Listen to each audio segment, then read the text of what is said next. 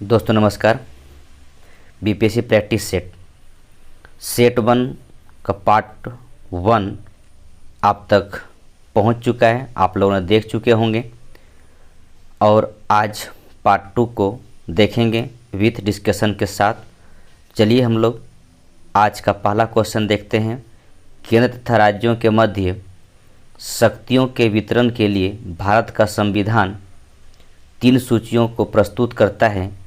निम्न में से कौन से 2 अनुच्छेद शक्तियों के वितरण को विनियमित करते हैं। दोस्तों यानी यहाँ पर आप पहले इतना समझ जाएंगे दोस्तों कि केंद्र और राज्य के बीच में जो शक्तियों की बंटवारा किया गया है वो अनुच्छेद आपको यहाँ पर दिया हुआ डी, इसका सही आंसर ये होगा।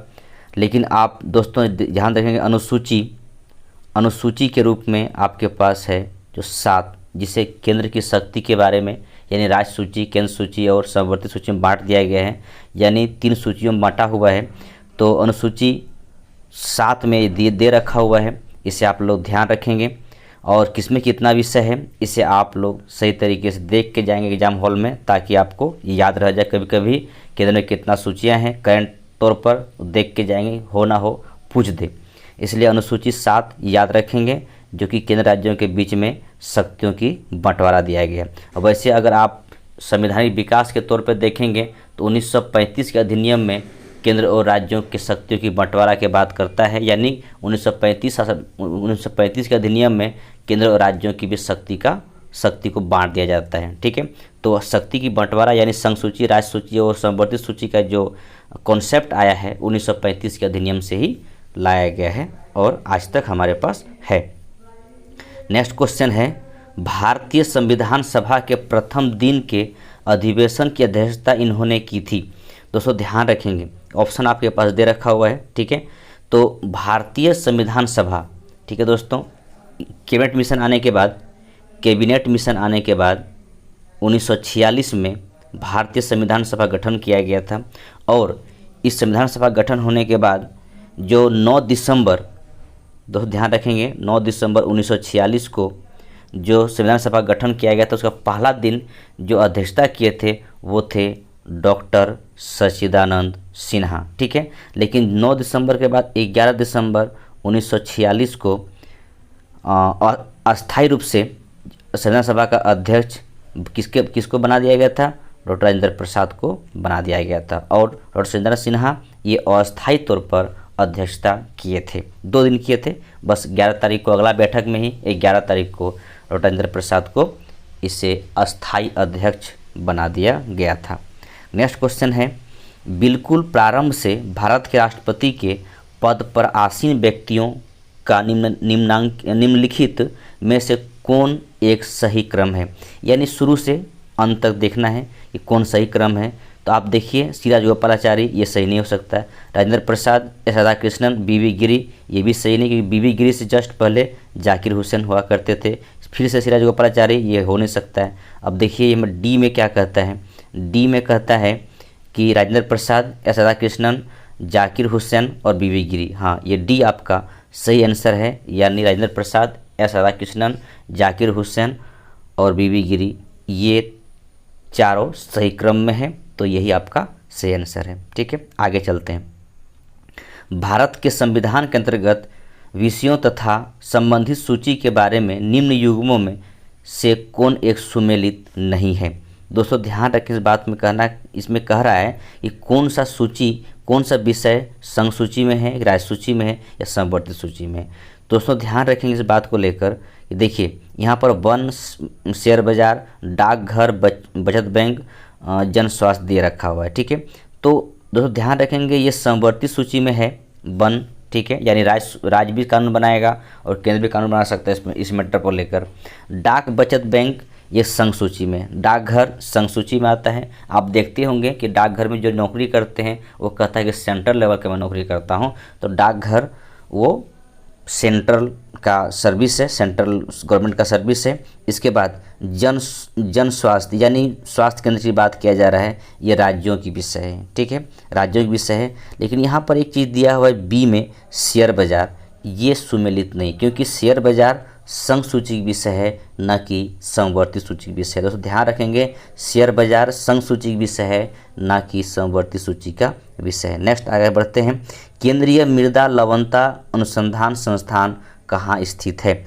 तो केंद्रीय मृदा लवणता, दोस्तों ध्यान रखेंगे, केंद्रीय मृदा लवणता की जो अनुसंधान संस्थान है वो कहाँ पर है?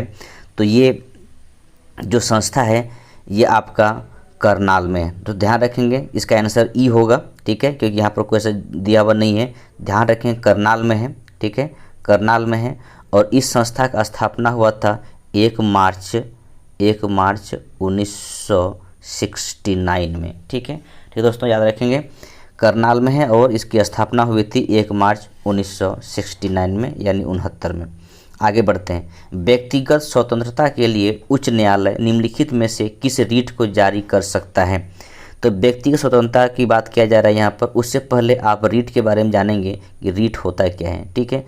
अनुच्छेद 32 सुप्रीम कोर्ट और अनुच्छेद 226 हाई कोर्ट द्वारा रीट जारी करने का अधिकार है, शक्ति दिया गया है संविधान द्वारा।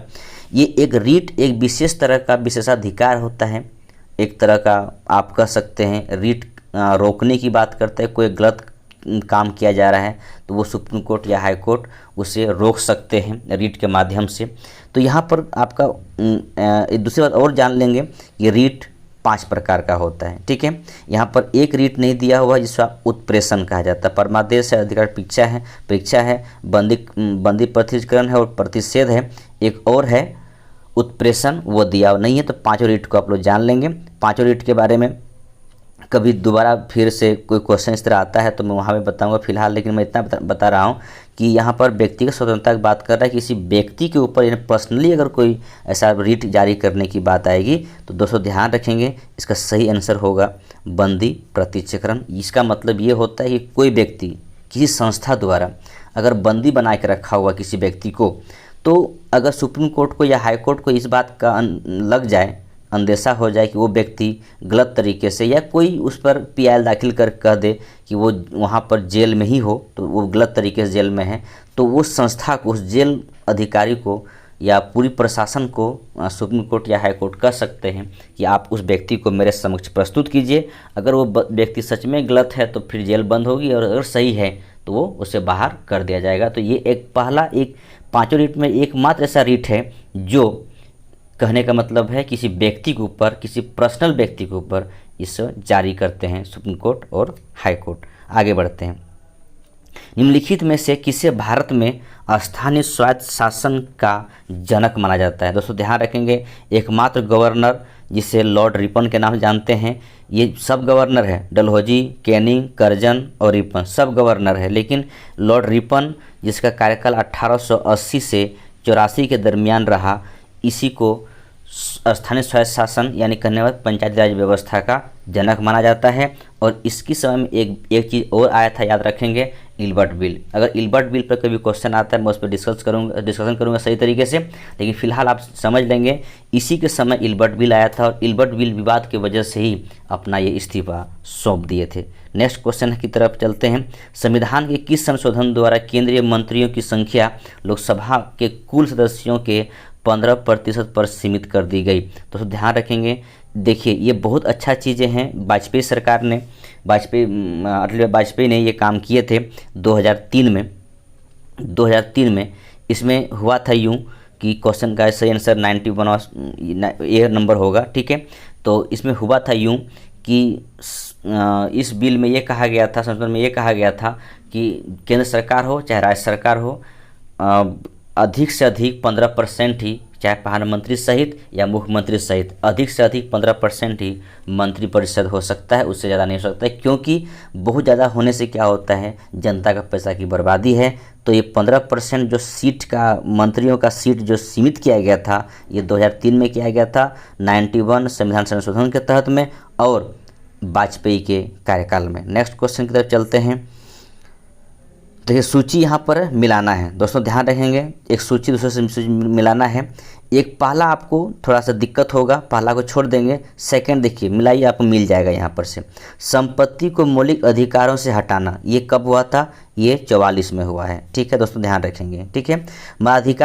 मताधिकार की आयु 21 से घटाकर 18 कर दिया गया, ये कब हुआ था? 61वां संशोधन के तहत में किया गया था। ठीक है। उद्देशिका में निरपेक्ष शब्द को जोड़ना कब किया था? 42वें संशोधन के तहत में किया गया था। ठीक है। तो बचता क्या है? ए, न्यायिक पुनरीक्षण शक्ति का परिसीमन, ये होगा आपको 38वां संशोधन। तो इस प्रकार 3, ठीक है दोस्तों, 3 के बाद ये आपका ये है 4 के बाद 1 और लास्ट में 2, 3 4 1 2, 3 4 1 2 जिसमें होगा आपका वही सही आंसर है। ठीक है। तो 3 4 1 2 आपका सी है, तो इसका सही आंसर सी है। दोस्तों ध्यान रखेंगे, सही आंसर सी है। इसके बाद नेक्स्ट क्वेश्चन है 60 नंबर का, नवरेह किस राज्य से संबंधित है? देखिए दोस्तों, नवरेह एक कह सकते हैं पर्व है जो कि कश्मीर में होता है, यानी इसका आंसर ई होगा। ठीक है। ये कहाँ होता है? कश्मीर में होता है। दोस्तों ध्यान रखेंगे, कश्मीर में होता है ये पर्व। ये कब मनाए जाते हैं? नव वर्ष के उपलक्ष्य मनाए जाते हैं। ठीक है, नव वर्ष के उपलक्ष्य में। और ये नव वर्ष कब मनाया जाता है? चैत्र महीना में। ठीक है, चैत्र महीना में, जिस दिन पहला पूजा शुरू होती है नवरात्रि का, चैत्र नवरात्रि का, उस दिन ये कश्मीर में कश्मीरी पंडित लोग मनाते हैं। ठीक है, नवरेह। तो याद रखेंगे ये पर्व ये किस राज्य में मनाया जाता है? कश्मीर में मनाया जाता है। और ये नववर्ष के उपलक्ष्य में बहुत सा फूल, रंग, त्यौहार मनाते हैं। रंगों का त्यौहार भी आप कह सकते हैं, मनाते हैं कश्मीर पंडितों द्वारा। नेक्स्ट क्वेश्चन है, यहाँ पर मिलान करना है दोस्तों, ध्यान रखेंगे, मिलान करना है। देखिए पहला आपको दिया हुआ है CAG, भारत का नियंत्रक महालेखा परीक्षक, CAG के बारे में है। तो ध्यान रखेंगे, इसके लिए 148 अनुच्छेद है। अब मैं कितना बोल चुका हूँ CAG के बारे में कि अगर CAG के जो अनुच्छेद है वो 148 से 151 के बीच में है। दोस्तों आप ये भी ध्यान रखेंगे, इसी चैनल के माध्यम से CAG का एक बहुत अच्छा सा वीडियो बना हुआ है, आप चाहे देखना चाहें तो देख सकते हैं, इसी चैनल के माध्यम से आपको मिल जाएगा। ठीक है। वित्त आयोग, दोस्तों ध्यान रखेंगे, वित्त आयोग का अनुच्छेद 280 है। इसके बाद संघ लोक सेवा आयोग, ठीक है, ये आपका 315 है। ठीक है। बाकी एक बन जाता है प्रशासनिक अधिकरण, जो कि 23 का ए है। ठीक है। तो इस तरह करके मिलान कीजिए, इसको मिलान करने के बाद आपको समझ में आ जाएगा। देखिए इसका एक का आपका 3 है, इसके बाद 2 का 2 है। ठीक है। तो चलते हैं हम लोग यहाँ पर कि 1 का 3 और 2 का 2 कहाँ मिल रहा है? तो यहाँ पर बहुत सिंपल सा ऑप्शन दे रखा हुआ है, 1 में मिल रहा है, कोई दिक्कत नहीं है, आराम से ये आपका आंसर हो गया, एक ई आंसर होगा उसका। ठीक है। इसके बाद 62 में है हिंदू संवृद्धि दर का संबंध किस संवृद्धि दर से है? दोस्तों ध्यान रखेंगे, इसका सही आंसर होगा सकल राष्ट्रीय उत्पाद से। दोस्तों इस बात का आप लोग ध्यान रखेंगे कि हिंदू संवृद्धि दर का संबंध सकल राष्ट्रीय उत्पाद से, इसके बारे में कुछ बातें और जान लीजिए। देखिए इसका जो संबंध है वो राष्ट्रीय आय तथा भारतीय अर्थव्यवस्था की वास्तविक वृद्धि दर से है। ठीक है दोस्तों, ध्यान रखेंगे, इसका संबंध जो है हिंदू संवृद्धि दर का राष्ट्रीय आय तथा भारतीय अर्थव्यवस्था की वास्तविक वृद्धि दर से है। दूसरी बातें, इसका प्रतिपादक जो है वो राजकृष्ण है। दोस्तों ध्यान रखेंगे, प्रोफेसर राजकृष्ण इसका प्रतिपादक हैं। तो इतना सी बातें आप लोग याद रखेंगे। इसको काहे कहा गया था? क्योंकि एक विशेष जाति या विशेष धर्म को लेकर यहाँ पे बात होती है कि वृद्धि दर जो है वो 3.5% रहने की वजह से इस तरह कहा गया था कि वृद्धि दर आपका हिंदू संवृद्धि वृद्धि दर के रूप में, जो कि कांस्टेंट बना हुआ था। नेक्स्ट क्वेश्चन है, गलील सागर अवस्थित है। गलील सागर अवस्थित है, दोस्तों ध्यान रखेंगे, ये इजराइल में है। ठीक है दोस्तों, ध्यान रखेंगे, ये इजराइल में है, गलील सागर इजराइल में है। नेक्स्ट क्वेश्चन है, गरीबी उन्मूलन का नारा किस पंचवर्षीय योजना में दिया गया था? तो गरीबी उन्मूलन का नारा ये 5वीं पंचवर्षीय योजना में दिया गया था। ये कब से कब चला था? 1974 से 1979 तक चला था। इसके बाद जनता पार्टी सरकार आ जाती है, फिर 1 वर्षीय योजना चलना शुरू हो जाती है। ठीक है। नेक्स्ट क्वेश्चन है, निम्नलिखित में से कौन सा युग्म सही सुमेलित है, यानी सही सुमेलित है? दोस्तों ध्यान रखेंगे, ए सही सुमेलित है, बॉम्बे स्टॉक एक्सचेंज, सेंसेक्स। और एक और याद रखेंगे, यहाँ पर देखिए आपको निफ्टी दिया हुआ है। ठीक है, निफ्टी है, निफ्टी किसका है? राष्ट्रीय स्टॉक एक्सचेंज, यानी इसका है। दोस्तों 2 ही मेरे पास शेयर बाज़ार है सेंसेक्स के तौर पर, मतलब बाज़ार के तौर पर एक सेंसेक्स है और एक निफ्टी है। याद रखेंगे बॉम्बे स्टॉक एक्सचेंज का सेंसेक्स है और राष्ट्रीय स्टॉक एक्सचेंज का निफ्टी है। आगे बढ़ते हैं। निम्नलिखित में से कौन सा युग्म सही रूप में सुमेलित नहीं है? दोस्तों ध्यान रखेंगे सही रूप में सुमेलित कौन नहीं है, तो ये आपका डी होगा IDBI।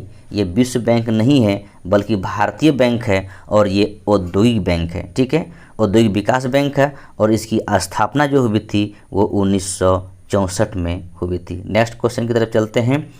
श्रम गहन उद्योग, ठीक है, इस क्वेश्चन पे डाउट है तो इस क्वेश्चन को छोड़ देंगे, आगे बढ़ते हैं।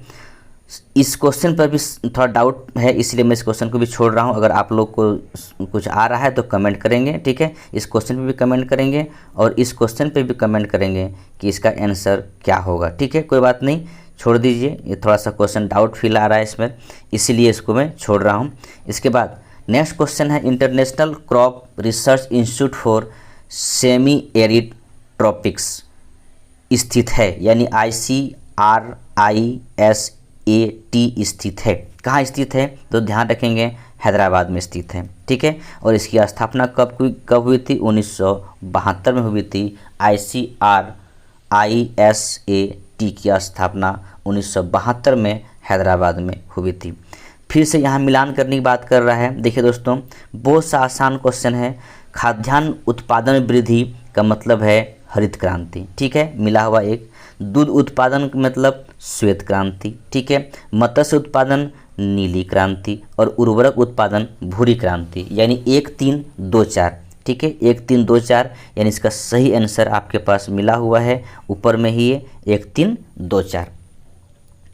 नेक्स्ट क्वेश्चन है ग्लोबल फिनडेक्स डेटाबेस। दोस्तों ध्यान रखेंगे ग्लोबल फिनडेक्स डेटाबेस निम्नलिखित में से किसके द्वारा जारी किया जाता है? दोस्तों ध्यान रखेंगे इस क्वेश्चन का सही आंसर होगा विश्व बैंक द्वारा जारी किया जाता है। मैं कितना बार आप लोगों को बता चुका हूं विश्व बैंक के बारे, या तो पिछला वीडियो भी मैं इसके बारे में बताया, कब स्थापना हुई, क्या हुई, IMF के बारे में बताया था, विश्व आर्थिक मंच के बारे में बताया था। तो इन सब के बारे में पिछला वीडियो में बता चुका हूँ, इसी का पार्ट 1 बता चुका हूँ। चाहे तो आप पीछे जाकर पिछला वीडियो देख लेंगे तो इसका सब आपको उत्तर मिल जाएगा वहाँ से। ठीक है, नेक्स्ट क्वेश्चन है सरकार द्वारा सेतु पाठ्यक्रम क्यों संचालित किया गया था? ठीक है, तो सेतु पाठ्यक्रम के संचालन करने का मकसद था, देखिए ये छत्तीसगढ़ सरकार द्वारा चलाया गया था। ये कोरोना काल में, ठीक है, कोरोना काल में बच्चे स्कूल नहीं जा पा रहे थे तो उनको क्या कर रहे थे, बच्चा को पढ़ाने के लिए बहुत सारी ऑनलाइन क्लास चल रही थी। तो ऑनलाइन क्लास में बहुत सारे बच्चे नहीं अपने आप को एडजस्ट कर पाते हैं।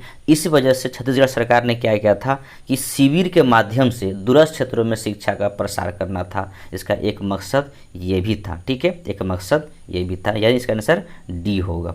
नेक्स्ट क्वेश्चन की तरफ चलते हैं। रडार उपयोग में आता है, ठीक है, रडार। दोस्तों ध्यान रखेंगे रडार रेडियो तरंगें उत्पन्न करती है, ठीक है, और किसी वस्तु को खोजने का काम करता है, ठीक है, किसी वस्तु खोजने का काम करता है। इसका सही आंसर होगा रेडियो तरंगों द्वारा वस्तु की स्थिति का ज्ञात करना, यानी कौन सा वस्तु कहाँ पर, रेडियो तरंगों द्वारा। ठीक है, नेक्स्ट क्वेश्चन है कास्मस 2406 यानी 2406 है, क्या है?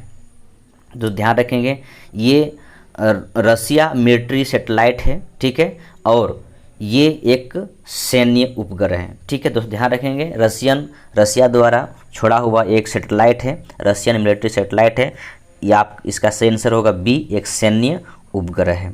नेक्स्ट क्वेश्चन है सोनार। देखिए सोनार यानी पराश्रव्य तरंगें निकलती है, और इसका भी काम है किसी चीज़ का खोज करना, ठीक है, लेकिन ये काम कहाँ आता है? नौ संचालकों द्वारा इसका उपयोग किया जाता है, इसका प्रयोग किया जाता है। नेक्स्ट क्वेश्चन है किसी तारे का रंग दर्शाता है। दोस्तों ध्यान, बहुत से इंपॉर्टेंट क्वेश्चन है। और दूसरी बात ये भी मैं बोल देता हूँ, ये क्वेश्चन कितना बार पूछ चुका है कि तारा का जो रंग दर्शाता है, रंग दिखाई पड़ता है, वो किस वजह से दिखाई पड़ता है? उसका तापमान की वजह से दिखाई पड़ता है। ठीक है, नेक्स्ट क्वेश्चन है लंबाई की न्यूनतम इकाई है, यानी सबसे छोटी इकाई क्या है इसमें? देखिए दोस्तों इसमें 4 चीज़ दिया हुआ है, माइक्रोन, नैनोमीटर, एंगस्ट्रॉन, इसके बाद फर्मीमीटर। तो माइक्रोन जो दिया हुआ है ये इसकी जो अगर आप जानना चाहेंगे तो 10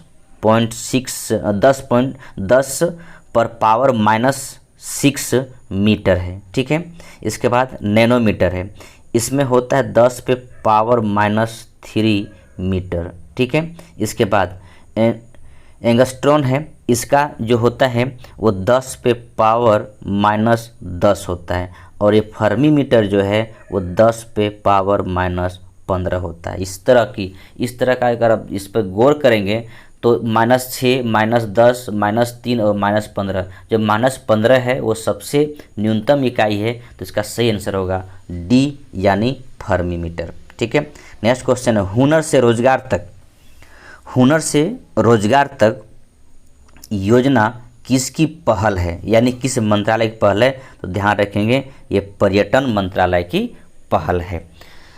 नेक्स्ट क्वेश्चन है, विल्हेम रॉन्टजेन ने आविष्कार किया था, किसका आविष्कार किया था? तो ध्यान रखेंगे एक्सरे मशीन का आविष्कार किया था। कब किया था? 1895 में। तो ध्यान रखेंगे 1895 में विल्हेम रॉन्टजेन ने एक्सरे मशीन का आविष्कार किया था।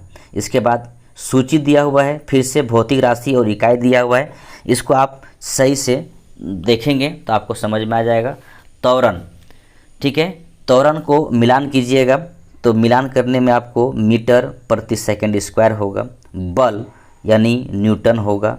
ठीक है, इसके बाद यहाँ कुत लिखा हुआ है तो ये आपको छोड़ दे, कार्य को याद रखेंगे। यहाँ पर जल लिखा हुआ है, इसको आप जूल पढ़ेंगे। ठीक है, जूल पढ़ेंगे। और इसके बाद एक बचता है आपके पास आवेग, जो होगा न्यूटन सेकंड। ठीक है, इस तरफ 4 के बाद 3 के बाद 2, इसके बाद नहीं 3 के बाद 4 3, इसके बाद 1 और 2, 4 3 1 2 जिसमें भी होगा वही उसका सही आंसर है। तो 4 3 1 2 कहाँ पर है? सी में है, तो इसका आंसर सी होगा। नेक्स्ट क्वेश्चन है, निम्नलिखित में से किसकी उपस्थिति के कारण दूध में मिठास आ जाता है? यानी दूध पीते समय हम लोगों को मिठास का अनुभव होता है, तो उस किस कारण होता है? दोस्तों ध्यान रखेंगे लैक्टोज के कारण होता है। नेक्स्ट क्वेश्चन है, मूत्रालयों के पास प्रायः नाक में चुभने वाली गंध का कारण है। दोस्तों ध्यान रखेंगे, ये क्वेश्चन बहुत इंपॉर्टेंट है। ठीक है, और एग्जाम पूछा हुआ क्वेश्चन है, तो अंततः आप याद रखेंगे कि इसका सही आंसर होगा सी, अमोनिया। ठीक है, अमोनिया कारण से चुभने वाला गंध होता है। आगे नेक्स्ट क्वेश्चन है, निम्नलिखित में से कौन एक अणु परमाणुक कण नहीं है? दोस्तों ध्यान देंगे, ये न्यूट्रॉन, प्रोटॉन और इलेक्ट्रॉन ये परमाणु कण है, तो ये न्यूट्रॉन नहीं है, इसका आंसर सी होगा। ठीक है, नेक्स्ट क्वेश्चन है, निम्नलिखित में विश्व में कौन सर्वाधिक पाए जाने वाले तत्व हैं? ठीक है, सर्वाधिक तत्व कौन पाए जाने वाले तत्व हैं? तो इसका सही आंसर है आपका ए, हाइड्रोजन। ठीक है, हाइड्रोजन सबसे अधिक मात्रा में पाया जाता है।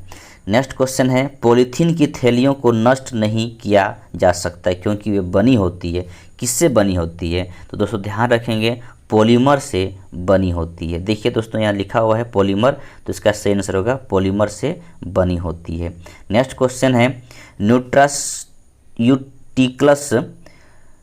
न्यूट्रास्यूटिकल्स उत्पाद है। तो यहाँ पर देखिए, यहाँ पर न्यूट्रिएंट्स और एक तरह का औषधि को लेकर यहाँ पर काम किया जा रहा है। तो ये जो वर्ड है, ठीक है, इस वर्ड का उत्पाद है जिसमें होता है क्या क्या होता है? तो दोस्तों ध्यान रखेंगे, इसमें होता है पोषक और औषधि प्रभाव। ठीक है, ये दोनों होता है। आगे बढ़ते हैं, निम्नलिखित में से कौन सी महासागरीय गर्म जलधारा है? तो यहाँ पर कुछ जलधारा का नाम दिया हुआ है, लेब्राडोर, कैनारी, फॉकलैंड और फ्लोरिडा। ठीक है, तो ये जलधारा में कौन आपसे कहा जा रहा है कि कौन सा गर्म जलधारा है? ठीक है, तो फ्लोरिडा को छोड़कर कोई भी गर्म जलधारा नहीं है। लेब्राडोर भी ठंडी है, कनारी भी ठंडी है और फॉकलैंड भी ठंडी है, और तीनों का तीनों जलधारा आपका अटलांटिक महासागर में ये चलती है। ठीक है, आगे बढ़ते हैं। मीथेन जिसके वायुमंडल में उपस्थित है वह है, यानी कहाँ उपस्थित है दोस्तों, ध्यान रखेंगे मीथेन जिसके वायुमंडल में उपस्थित है वह है कहाँ पर उपस्थित है, यह है मंगल ग्रह में उपस्थित है। पर्णहरित यानी क्लोरोफिल में निम्नलिखित में से कौन सा तत्व पाया जाता है दोस्तों, ध्यान रखेंगे जो जिससे पेड़ पौधा खाना बनाता है, जैसे क्लोरोफिल जिसमें हम लोग देखते हैं तो हरा दिखाई पड़ता है, वो हरा जो दिखाई पड़ता है उसमें कौन सा तत्व पाया जाता है, तो तत्व पाया जाता है मैग्नीशियम। ध्यान रखेंगे दोस्तों, ठीक है। प्याज के छिलके उतारने पर आंसू आते हैं क्योंकि प्याज निष्कासित करते हैं, क्या निष्कासित करते हैं, ध्यान रखेंगे इसमें, तो निष्कासित करते हैं सल्फेनिक अम्ल, ठीक है, सल्फेनिक अम्ल। यहाँ ऊपर में देखिए फिर से लिखा हुआ है सल्फोनिक, तो सल्फोनिक नहीं मारना है, सल्फेनिक अम्ल को टिक करना है, ठीक है। आगे बढ़ते हैं, निम्नलिखित में से कौन सा रक्त के हीमोग्लोबिन के साथ अनुत्क्रमणीय संश्लिष्ट बनाता है, ठीक है। तो इसका सही आंसर आपके पास है ये कार्बन मोनोऑक्साइड, ठीक है दोस्तों, ध्यान रखेंगे कार्बन मोनोऑक्साइड जो आप CO के नाम से जानते हैं।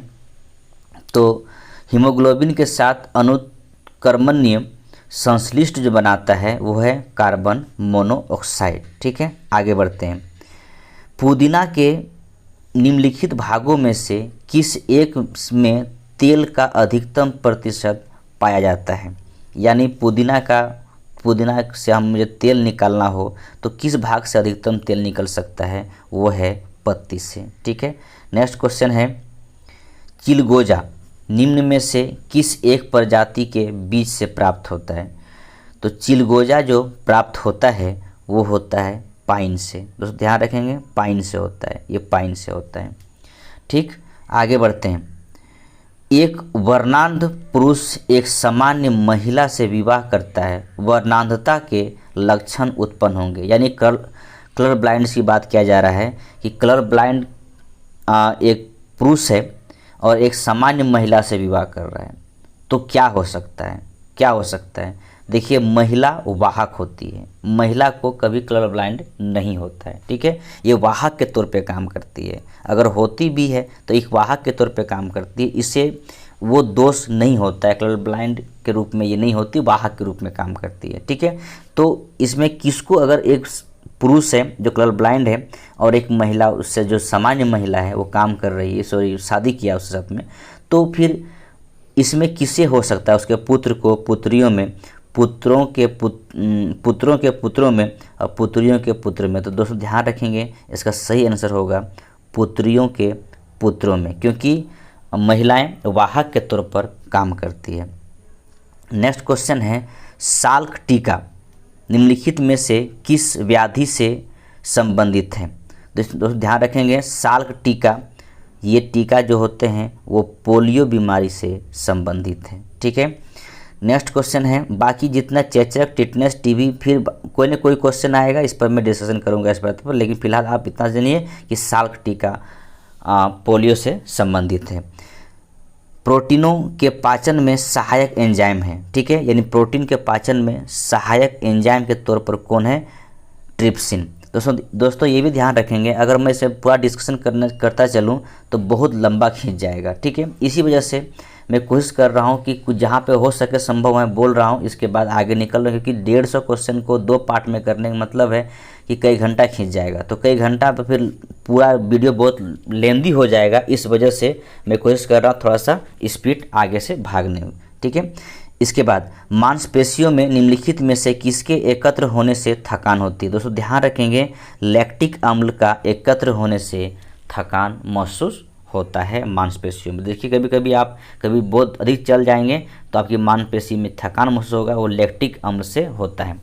नेक्स्ट क्वेश्चन है, एनोस्मिया कहते हैं, किसे कहते हैं, घ्राण संवेदना की कमी, यानी एनोस्मिया का इलाज अगर कोई ना करे तो वो धीरे धीरे सूंघने का जो क्षमता है वो समाप्त हो जाएगी, ठीक है।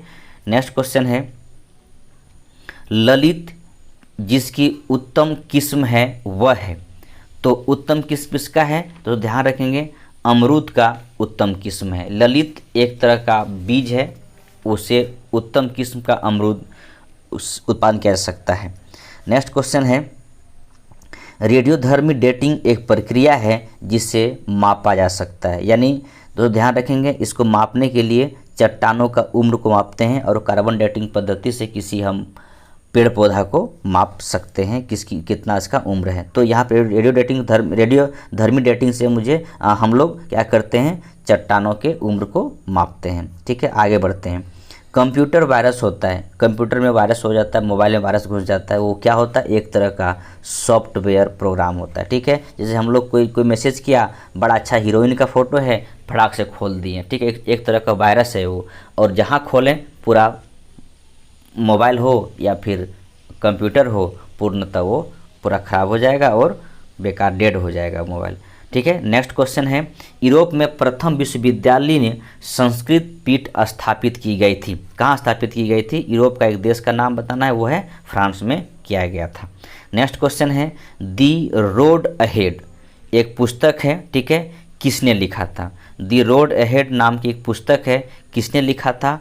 तो दोस्तों ध्यान रखेंगे इस क्वेश्चन का सही आंसर है बिल गेट। ठीक है, बिल गेट ये कब लिखे थे, 24 नवंबर 1995 को, 24 नवंबर 1995 को ये पुस्तक लिखे थे। नेक्स्ट क्वेश्चन है, निम्न में से कौन अनुषंगी नगर है। देखिए, अनुषंगी नगर का मतलब है जो बड़े नगर के बीच में बगल में छोटे नगर होते हैं, उससे अनुषंगी नगर कहते हैं। तो इस तरह में गाजियाबाद एनसीआर के तहत में आता है। ठीक है, एनसीआर के तहत में आता है, दिल्ली एनसीआर में, तो गाजियाबाद इसका सही आंसर है। नेक्स्ट क्वेश्चन है, राष्ट्रीय ग्रामीण स्वास्थ्य मिशन प्रारंभ किया गया था, यानी कहने का मतलब है ग्रामीणों के स्वास्थ्य के लिए एक कार्यक्रम चलाया गया था, राष्ट्रीय ग्रामीण स्वास्थ्य मिशन।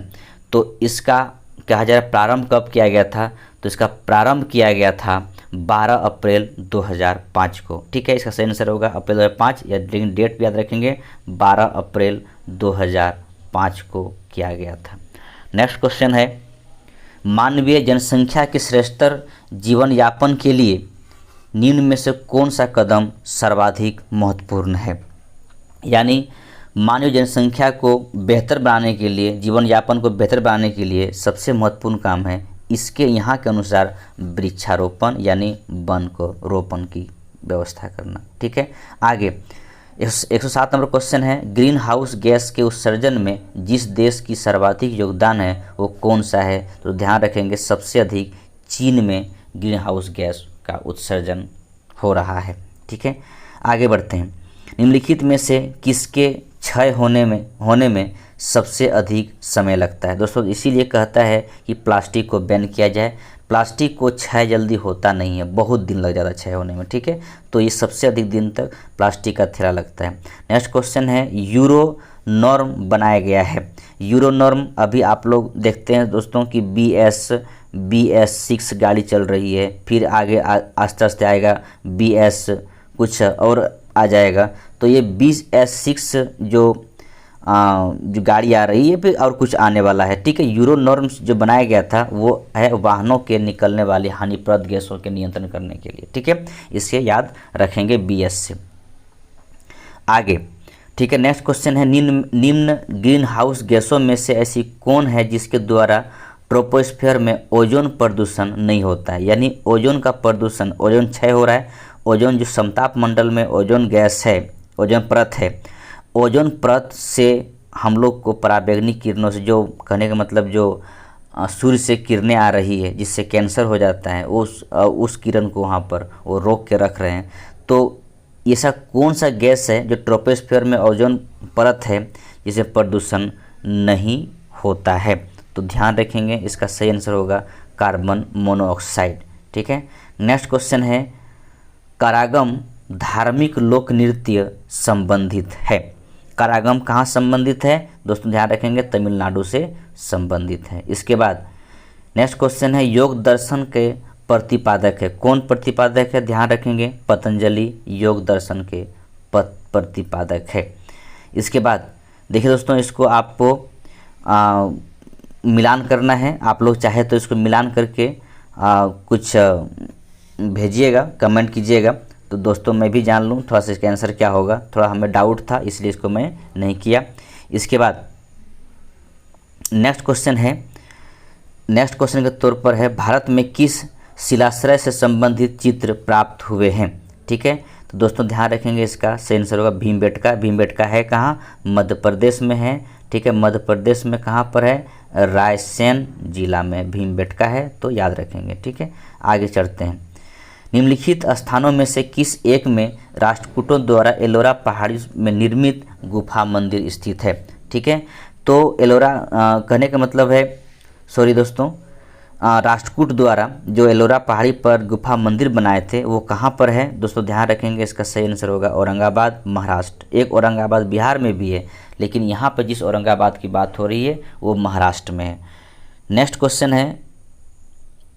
नेक्स्ट क्वेश्चन है दाहला बांध निम्नलिखित में से कौन सी नदी पर स्थित है? तो दाहला बांध, ये पहली बात इतना जब समझेंगे, दाहला बांध ये है आपका अफगानिस्तान में। ठीक है, अफगानिस्तान में, और ये अरघान दाब नदी पर बांध बना हुआ है, दाहला बांध। ठीक है दोस्तों, आगे बढ़ते हैं। आगे, बिहार में सीमेंट उद्योग कहाँ अवस्थित है? तो बिहार में सीमेंट उद्योग डालमिया नगर, ठीक है, डालमिया नगर, डेहरी ऑन सोन, रोहतास डिस्ट्रिक्ट में डालमिया नगर, वहीं पर आपका सीमेंट उद्योग है। नेक्स्ट क्वेश्चन है बिहार राज्य के पूर्वी मध्यवर्ती भाग एवं दक्षिण पश्चिम पहाड़ी में किस तरह के वन पाए जाते हैं? तो यहाँ पर ऐसे बिहार में बहुत कम वन है, लेकिन फिर भी जहाँ पे पाए जाते हैं वो वहाँ पर वन जो है वो है शुष्क पर्णपाती वन, यानी पत्ता झाड़ने वाला वन, यानी आप पतझड़ वन आप कह सकते हैं, यहाँ पर स्थित है। इसके बाद नेक्स्ट क्वेश्चन है पेमेंट इंफ्रास्ट्रक्चर डेवलपमेंट फंड योजना किसकी पहल है? तो ये एक योजना चला था, ठीक है, पेमेंट इंफ्रास्ट्रक्चर डेवलपमेंट फंड, ये योजना जो है वो रिजर्व बैंक ऑफ इंडिया की पहल है। ठीक है, आगे चलते हैं। बिहार राज्य में कॉम्फेड किस ब्रांड के नाम से दुग्ध एवं दुग्ध उत्पादों का विपणन करती है? तो बिहार में सबसे ज़्यादा जो दूध बिकने वाला या दूध बनाने वाला कंपनी है, या आप कह सकते हैं एक ब्रांड है, वो है सुधा। ठीक है, सुधा है। ठीक है, तो इसका सही आंसर सुधा होगा। मदर डेयरी दिल्ली का ब्रांड है, अमूल गुजरात का ब्रांड है, या तो अमूल कह सकते हैं पूरे इंडिया में चलता है, लेकिन मदर डेयरी दिल्ली में चलती है। ठीक है, आगे है सन 2011 की जनगणना के अनुसार बिहार की कुल जनसंख्या में महिलाओं की जनसंख्या के प्रतिशत क्या है? ठीक है दोस्तों, महिलाओं की जनसंख्या प्रतिशत पूछा जा रहा है आपसे, तो इसका सही आंसर होगा 47.86%। ठीक है, नेक्स्ट क्वेश्चन है पटना संग्रहालय में सर्वाधिक चर्चित निधि कौन है? ठीक है, तो सर्वाधिक चर्चित निधि जो है वो है आपका दीदारगंज की चांवरधारिणी दक्षिणी का जो एक निधि है, या आप कह सकते हैं मूर्ति है, उस वही सबसे ज़्यादा महत्वपूर्ण है।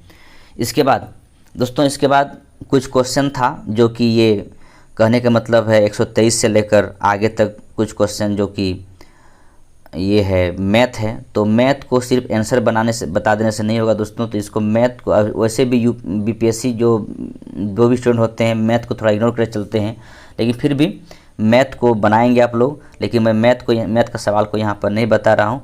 तो आगे मैं 123 के बाद डायरेक्ट 133 के ऊपर आ रहा हूँ, जिसमें पहला क्वेश्चन है इसमें 133 का, इस्लामिक सहयोग संगठन OIC की स्थापना किस ऐतिहासिक शिखर सम्मेलन में हुई थी?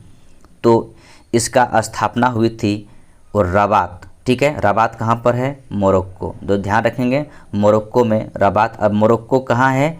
तो ध्यान रखेंगे एक अफ्रीका कंट्री है, अफ्रीका महादेश का एक कंट्री है मोरक्को, रबात में इसका स्थापना किया गया था, इस्लामिक सहयोग संगठन OIC का स्थापना किया गया था। ठीक है, इसके बाद विश्वनाथन समिति निम्नलिखित में से किससे संबंधित है? तो विश्वनाथन समिति जो संबंधित है वो है द्वेषपूर्ण भाषण से। ठीक है, द्वेषपूर्ण भाषण से संबंधित है। नेक्स्ट क्वेश्चन है बीते दिनों खबरों में रहा हादियाबाद 2017 निम्नलिखित में से किससे संबंधित है? दोस्तों हादियाबाद जो है ये संबंधित है अपनी पसंद के व्यक्ति से शादी करने का अधिकार। देखिए ये यहाँ पर कुछ मैटर आ गया था लव जिहाद वाला, तो ये हादियाबाद जो है वो सुप्रीम कोर्ट का निर्णय है, ठीक है, उसमें निर्णय कुछ आया था। तो इसका इसका सही आंसर होगा वो ए होगा, अपनी पसंद के व्यक्तियों से शादी करने का अधिकार। नेक्स्ट क्वेश्चन है निम्नलिखित में से कौन सा मानवता की यूनेस्को अमूर्त सांस्कृतिक विरासत के रूप में मान्यता प्राप्त करने वाला एशिया का पहला त्यौहार बन गया है। दोस्तों ध्यान रखेंगे सही आंसर होगा दुर्गा पूजा, ठीक है। और इससे पूर्व या इस आंसर को जानने से पूर्व एक चीज़ और जान जाइए दोस्तों कि यूनेस्को के बारे में कि यूनेस्को की स्थापना कब हुई थी। तो दोस्तों ध्यान रखेंगे यूनेस्को की स्थापना हुई थी 16 नवंबर 1945 को, 16 नवंबर 1945 को, ठीक है। और इसका मुख्यालय कहाँ है दोस्तों, ध्यान रखेंगे लंदन में इसकी मुख्यालय है। नेक्स्ट क्वेश्चन है ब्लू हार्ट कैंपेन किससे संबंधित है। ब्लू हार्ट कैंपेन किससे संबंधित है, तो इसका सही आंसर होगा ए, मानव तस्करी से लड़ने के लिए वैश्विक जागरूकता बढ़ाने की पहल से। देखिए दोस्तों मानव तस्करी बहुत बड़ा एक समस्या है, इससे लड़ने के लिए वैश्विक जागरूकता बढ़ाने की पहल से एक कैंपेन चलाया गया था जिसका नाम है ब्लू हार्ट कैंपेन, ठीक है। नेक्स्ट क्वेश्चन है पेनेक्स 21 किस समूह के सदस्य देशों के लिए एक मानवीय सहायता आपदा राहत अभ्यास है। तो दोस्तों इसका सही आंसर है ए, यानी बंगाल की खाड़ी बहुक्षेत्रीय तकनीकी एवं आर्थिक सहयोग पहल यानी बीमस्टेक का, ठीक है। अगर आप इसके बारे में जानना चाहें तो कुछ बातों को और जान लेंगे कि बीमस्टेक का कार्यालय हेडक्वार्टर ढाका में है। इसकी स्थापना 6 जून 1997 को हुई थी, 6 जून 1997 को, ध्यान रखेंगे 1997 को हुई थी। इसके बाद एक चीज़ और यहाँ पर है, इसका सही आंसर तो मैं बोल दिया बीमस्टेक होगा। इसके बाद आसियान के बारे में कुछ जान लेंगे दोस्तों कि ये 8 अगस्त 1967 को इसका गठन हुआ था और इसका हेडक्वार्टर जकार्ता इंडोनेशिया में है। इसके बाद सार्क के बारे में जान लेंगे दोस्तों। 8 दिसंबर 1985 को इसका गठन हुआ था और इसका मुख्यालय ढाका में है। और लास्ट में है SCO यानी संघाई सहयोग संगठन, इसका स्थापना हुई थी 15 जून 2001 को और इसकी हेडक्वार्टर बीजिंग में है। आगे बढ़ते हैं। निम्नलिखित में से कौन सा विकल्प बिल्ड बैंक बेटर वर्ल्ड यानी B3W का सबसे उपयुक्त रूप से वर्णन करता है।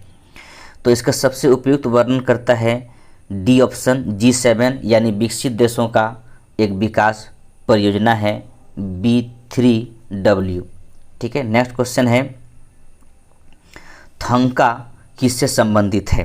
थंका ध्यान रखें दोस्तों संबंधित है स्क्रॉल पेंटिंग से, ठीक है, स्क्रॉल पेंटिंग से संबंधित है।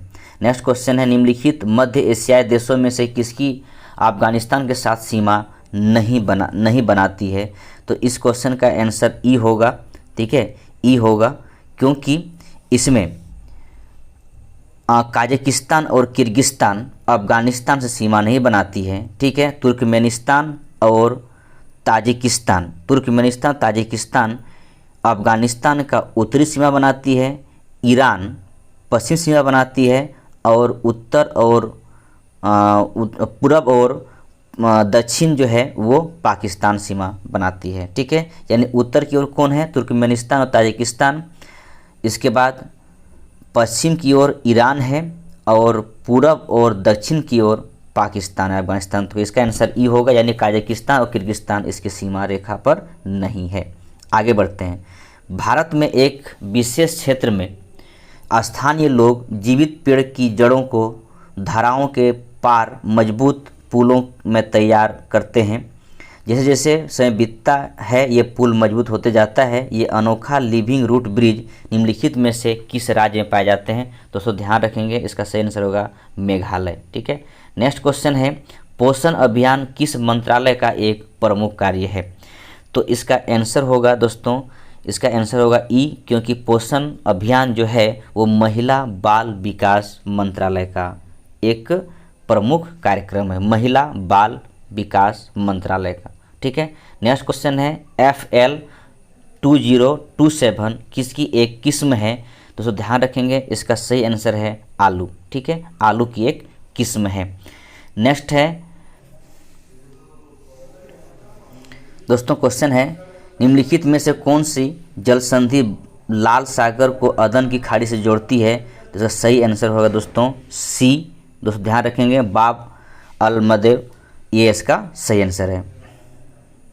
इसके बाद इस क्वेश्चन को भी दोस्तों आप लोग देख लेंगे। ठीक है, नेक्स्ट क्वेश्चन की तरफ चलते हैं। 148 नंबर क्वेश्चन कहता है, इस क्वेश्चन को आप सही तरह से देख लेंगे। तोलकाप्पियर, ठीक है, तोलकाप्पियर जो लेखक हैं, ठीक है, उसने क्या लिखा था? तोलकाप्पियम लिखे हैं। ठीक है, दोस्तों ध्यान रखेंगे, तोलकाप्पियर लेखक ने तोलकाप्पियम लिखे हैं। इसके बाद इंगालो अदिगल, जो इंगालो अदिगल है, शिल्पादिक्रम लिखे हैं, सही है। ठीक है, शीतले सतनार मणिमेखले लिखे हैं, ये भी सही है। नकीरर, ये भी सही है जो लिखे हैं। इसके बाद एक यहाँ पर आपका तिरुकुल्लर लिखा हुआ है। ठीक है, इसने तिरुवल्लुवर नाम की पुस्तक लिखी है। ठीक है, आगे चलते हैं। निम्नलिखित में से कौन सा कीट नहीं है? दोस्तों ध्यान रखेंगे, कीट के रूप में जो कीट नहीं है वो कौन है? मकड़ी है। ठीक है, मकड़ी क्या है? ऑर्थोपोडा संघ में आता है, मकड़ी ऑर्थोपोडा संघ में आता है। और आज का आपका लास्ट क्वेश्चन है, किस राज्य ने महानदी पर टी सेतु नाम के टी आकार के लंबे पुल का शुभारंभ किया है? तो ध्यान रखेंगे, महानदी उड़ीसा में बहती है, इसका आंसर उड़ीसा होगा। ठीक है दोस्तों, ये था आपका पार्ट 2 के रूप में, सेट 1 का पार्ट 2 के रूप में। अगर दोस्तों आप लोग सही से देख लेंगे और आपके एग्जाम पॉइंट व्यू से बहुत ही इंपॉर्टेंट क्वेश्चन है, देख लेंगे सही तरीके से, और वीडियो अगर अच्छा लगे दोस्तों तो लाइक करेंगे। और जो दोस्तों नए हैं इस चैनल के माध्यम से, आप नए जुड़े हैं तो आप सब्सक्राइब करेंगे। थैंक यू, धन्यवाद, जय हिंद।